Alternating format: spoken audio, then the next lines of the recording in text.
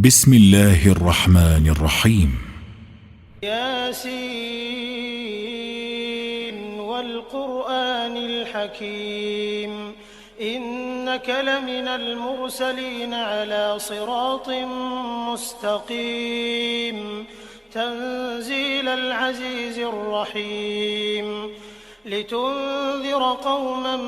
ما أنذر آباؤهم فهم غافلون لقد حق القول على أكثرهم فهم لا يؤمنون إنا جعلنا في أعناقهم أغلالا فهي إلى الأذقان فهم مقمحون وجعلنا من بين أيديهم سدا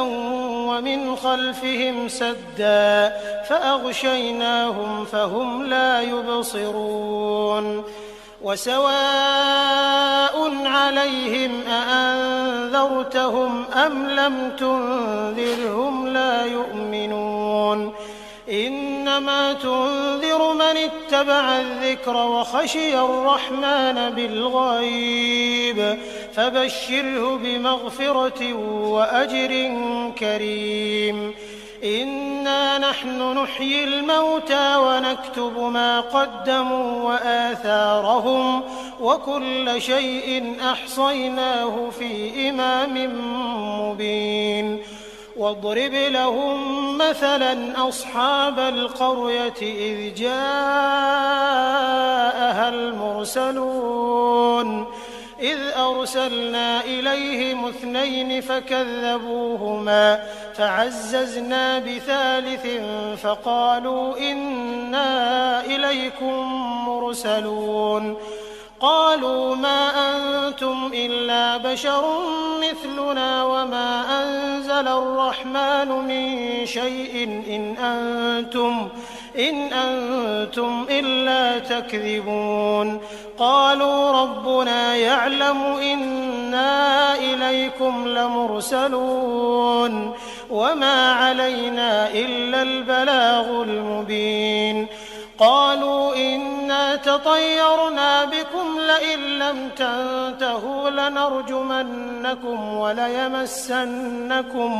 وليمسنكم منا عذاب أليم قالوا طائركم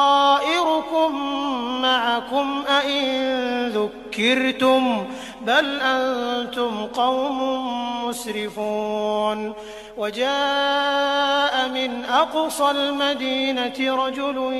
يسعى قال يا قوم اتبعوا المرسلين اتبعوا من لا يسألكم أجرا وهم مهتدون وما لي لا أعبد الذي فطرني وإليه ترجعون أأتخذ من دونه آلهة إن يردني الرحمن بضر لا تغن عني شفاعتهم شيئا ولا ينقذون إني إذا لفي ضلال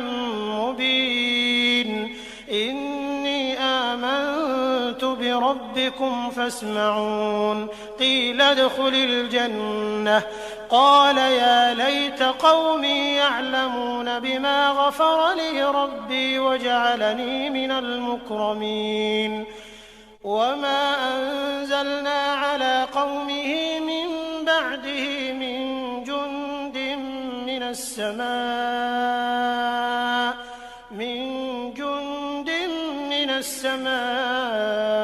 وما كنا منزلين إن كانت إلا صيحة واحدة فإذا هم خامدون يا حسرة على العباد ما يأتيهم من رسول إلا كانوا به يستهزئون ألم يروا كم أهلكنا قبلهم من القرون أنهم إليهم لا يرجعون وإن كل لما جميع لدينا محضرون وآية لهم الأرض الميتة أحييناها فأخرجنا منها حبا فمنه يأكلون وجعلنا فيها جنات من نخيل وأعناب وفجرنا فيها من العيون ليأكلوا من ثمره وما عملته أيديهم أفلا يشكرون سبحان الذي خلق الأزواج كلها مما تنبت الأرض ومن أنفسهم ومما لا يعلمون وآية لهم الليل نسلخ منه النهار فإذا هم مظلمون والشمس تجري لمستقر لها ذلك تقدير العزيز العليم والقمر قدرناه منازل حتى عاد كالعرجون القديم لا الشمس ينبغي لها أن تدرك القمر ولا الليل سابق النهار وكل في فلك يسبحون وآية لهم أنا حملنا ذريتهم في الفلك المشحون وخلقنا لهم من مثله ما يركبون وإن نشأ نغرقهم فلا صريخ لهم ولا هم ينقذون إلا رحمة منا ومتاعا إلى حين وإذا قيل لهم اتقوا ما بين أيديكم وما خلفكم لعلكم ترحمون وما تأتيهم من آية من آيات ربهم إلا كانوا عنها معرضين وإذا قيل لهم أنفقوا مما رزقكم الله قال الذين كفروا للذين آمنوا أنطعم من لو يشاء الله أطعمه إن أنتم إلا في ضلال مبين ويقولون متى هذا الوعد إن كنتم صادقين ما ينظرون إلا صيحة واحدة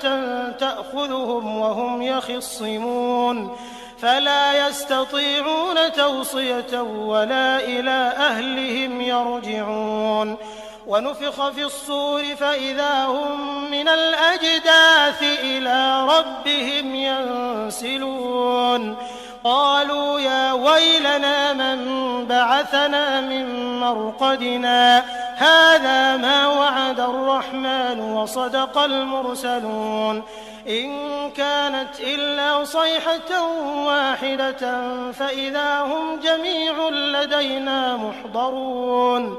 فاليوم لا تظلم نفس شيئا ولا تجزون إلا ما كنتم تعملون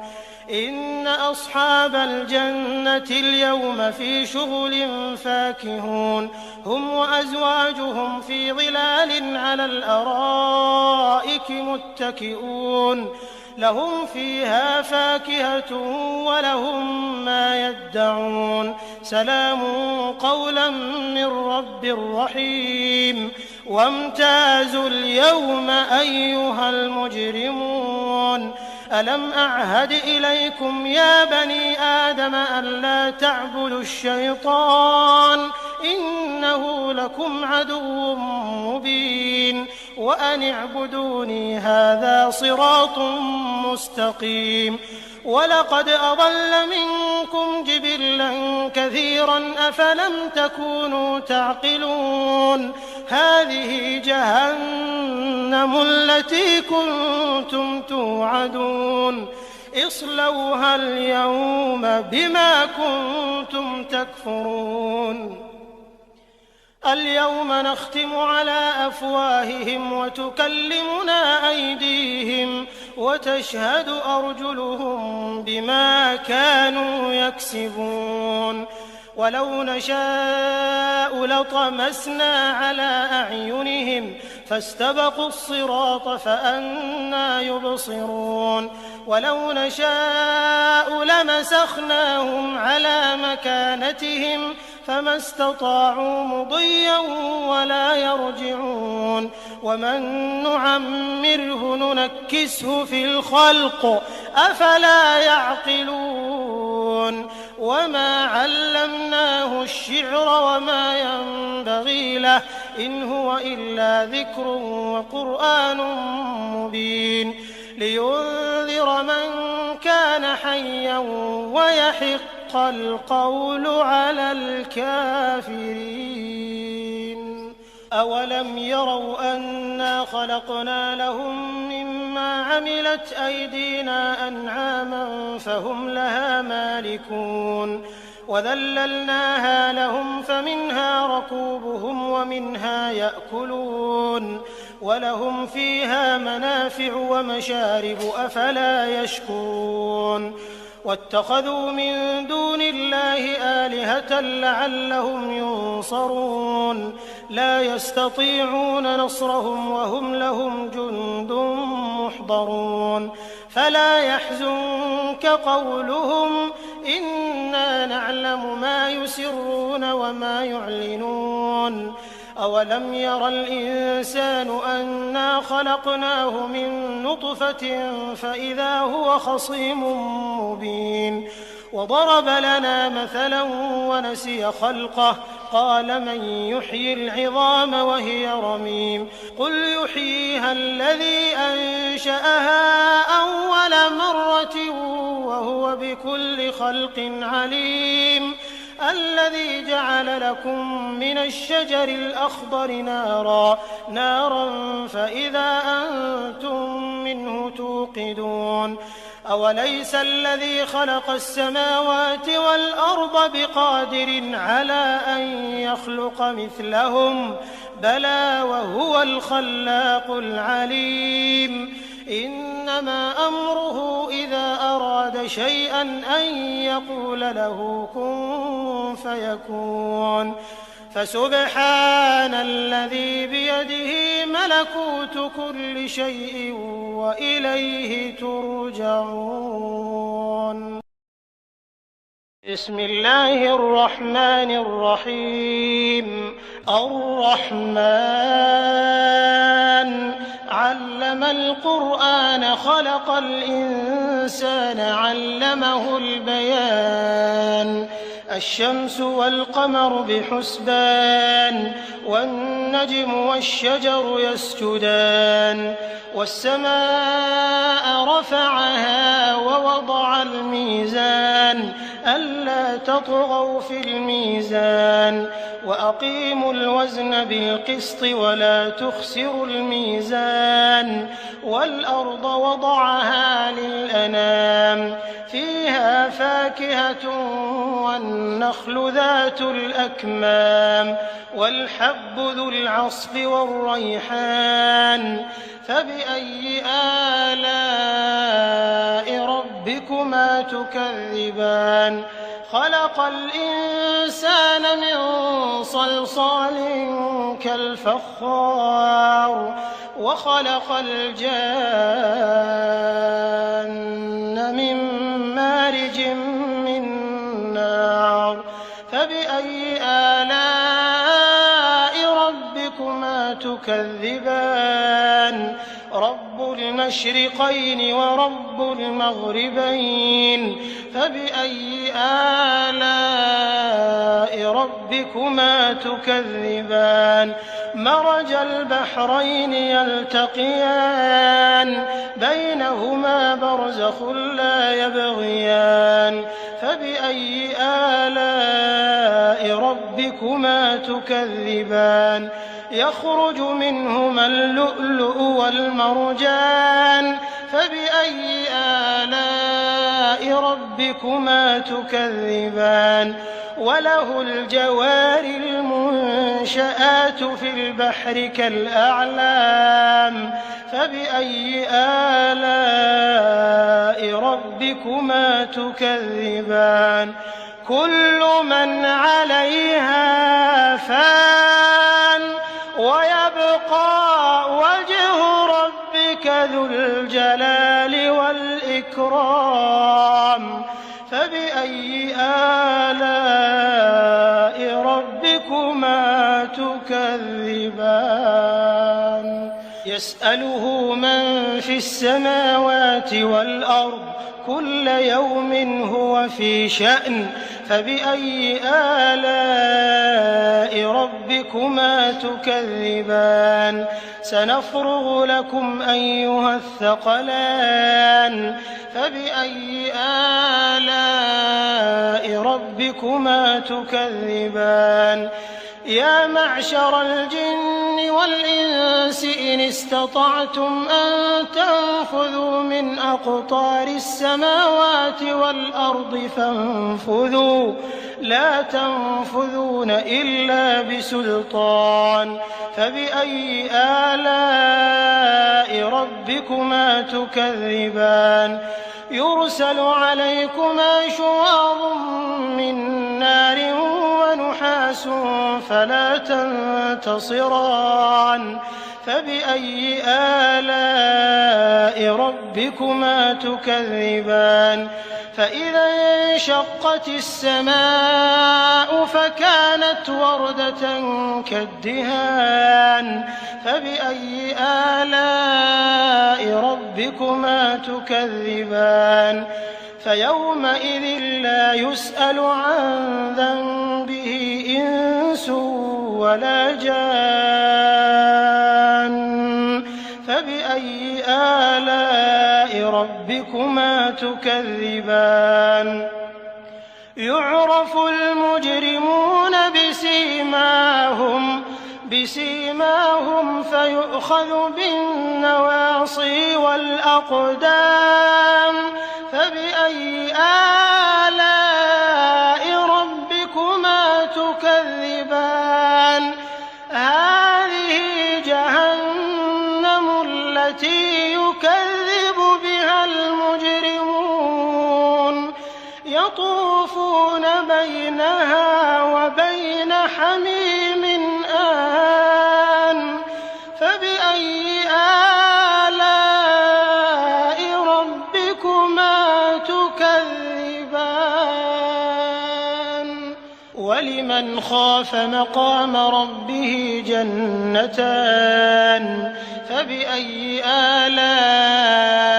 ربكما تكذبان ذواتا أفنان فبأي آلاء ربكما تكذبان فيهما عينان تجريان فبأي آلاء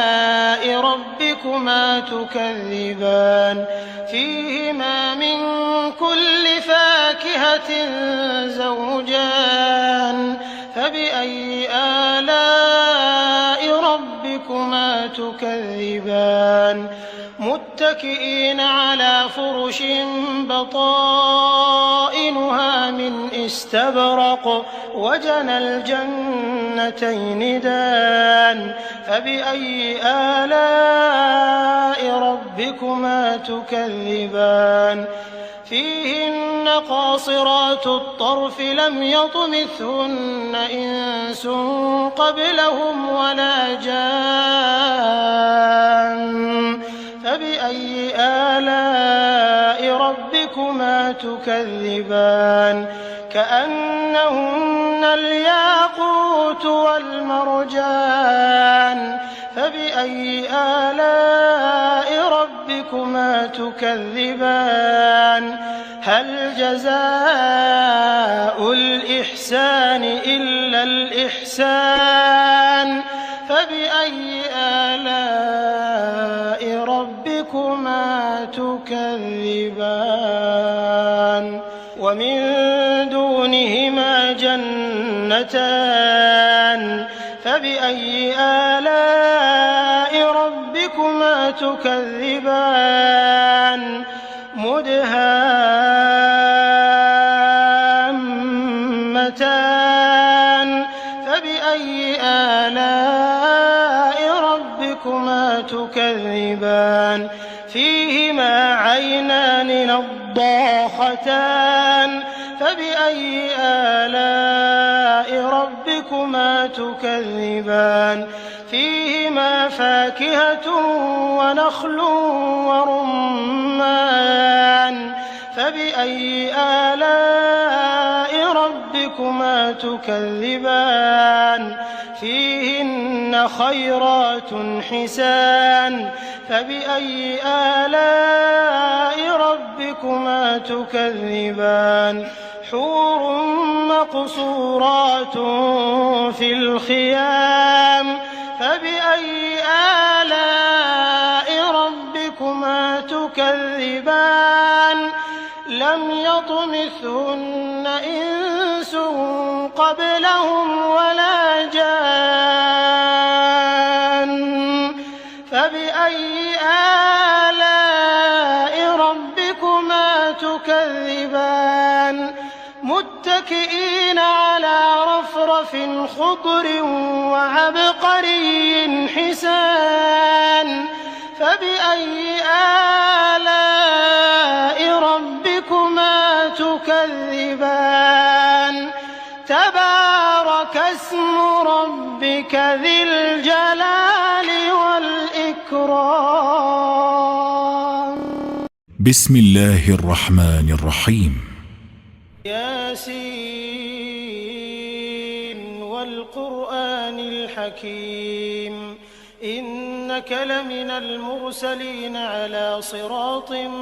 مستقيم تنزيل العزيز الرحيم لتنذر قوما ما أنذر آباؤهم فهم غافلون لقد حق القول على أكثرهم فهم لا يؤمنون إنا جعلنا في أعناقهم أغلالا فهي إلى الأذقان فهم مقمحون وجعلنا من بين أيديهم سدا ومن خلفهم سدا فأغشيناهم فهم لا يبصرون وسواء عليهم أأنذرتهم أم لم تنذرهم لا يؤمنون إنما تنذر من اتبع الذكر وخشي الرحمن بالغيب فبشره بمغفرة وأجر كريم إنا نحن نحيي الموتى ونكتب ما قدموا وآثارهم وكل شيء أحصيناه في إمام مبين واضرب لهم مثلا أصحاب القرية إذ جاءها المرسلون إذ أرسلنا إليهم 2 فكذبوهما فعززنا بثالث فقالوا إنا إليكم مرسلون قالوا ما أنتم إلا بشر مثلنا وما أنزل الرحمن من شيء إن أنتم إلا تكذبون قالوا ربنا يعلم إنا إليكم لمرسلون وما علينا إلا البلاغ المبين قالوا إنا تطيرنا بكم لئن لم تنتهوا لنرجمنكم وليمسنكم منا عذاب أليم قالوا طائركم معكم أئن ذكرتم بل أنتم قوم مسرفون وجاء من أقصى المدينة رجل يسعى قال يا قوم اتبعوا المرسلين اتبعوا من لا يسألكم أجرا وهم مهتدون وما لي لا أعبد الذي فطرني وإليه ترجعون أأتخذ من دونه آلهة إن يردني الرحمن بضر لا تغن عني شفاعتهم شيئا ولا ينقذون إني إذا لفي ضلال مبين إني آمنت بربكم فاسمعون قيل ادخل الجنة قال يا ليت قومي يعلمون بما غفر لي ربي وجعلني من المكرمين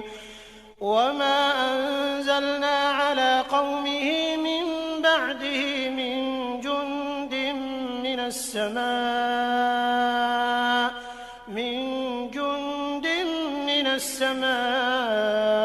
وما كنا منزلين إن كانت إلا صيحة واحدة فإذا هم خامدون يا حسرة على العباد ما يأتيهم من رسول إلا كانوا به يستهزئون ألم يروا كم أهلكنا قبلهم من القرون أنهم إليهم لا يرجعون وإن كل لما جميع لدينا محضرون وآية لهم الأرض الميتة أحييناها وأخرجنا منها حبا فمنه يأكلون وجعلنا فيها جنات من نخيل وأعناب وفجرنا فيها من العيون ليأكلوا من ثمره وما عملته أيديهم أفلا يشكرون سبحان الذي خلق الأزواج كلها مما تنبت الأرض ومن أنفسهم ومما لا يعلمون وآية لهم الليل نسلخ منه النهار فإذا هم مظلمون والشمس تجري لمستقر لها ذلك تقدير العزيز العليم والقمر قدرناه منازل حتى عاد كالعرجون القديم لا الشمس ينبغي لها أن تدرك القمر ولا الليل سابق النهار وكل في فلك يسبحون وآية لهم أنا حملنا ذريتهم في الفلك المشحون وخلقنا لهم من مثله ما يركبون وإن نشأ نغرقهم فلا صريخ لهم ولا هم ينقذون إلا رحمة منا ومتاعا إلى حين وإذا قيل لهم اتقوا ما بين أيديكم وما خلفكم لعلكم ترحمون وما تأتيهم من آية من آيات ربهم إلا كانوا عنها معرضين وإذا قيل لهم أنفقوا مما رزقكم الله قال الذين كفروا للذين آمنوا أنطعم من لو يشاء الله أطعمه إن أنتم إلا في ضلال مبين ويقولون متى هذا الوعد إن كنتم صادقين ما ينظرون إلا صيحة واحدة تأخذهم وهم يخصمون فلا يستطيعون توصية ولا إلى أهلهم يرجعون ونفخ في الصور فإذا هم من الأجداث إلى ربهم ينسلون قالوا يا ويلنا من بعثنا من مرقدنا هذا ما وعد الرحمن وصدق المرسلون إن كانت إلا صيحة واحدة فإذا هم جميع لدينا محضرون فاليوم لا تظلم نفس شيئا ولا تجزون إلا ما كنتم تعملون إن أصحاب الجنة اليوم في شغل فاكهون هم وأزواجهم في ظلال على الأرائك متكئون لهم فيها فاكهة ولهم ما يدعون سلام قولا من رب رحيم وامتازوا اليوم أيها المجرمون ألم أعهد إليكم يا بني آدم ألا تعبدوا الشيطان إنه لكم عدو مبين وأن اعبدوني هذا صراط مستقيم ولقد أضل منكم جبلا كثيرا أفلم تكونوا تعقلون هذه جهنم التي كنتم توعدون اصلوها اليوم بما كنتم تكفرون اليوم نختم على أفواههم وتكلمنا أيديهم وتشهد أرجلهم بما كانوا يكسبون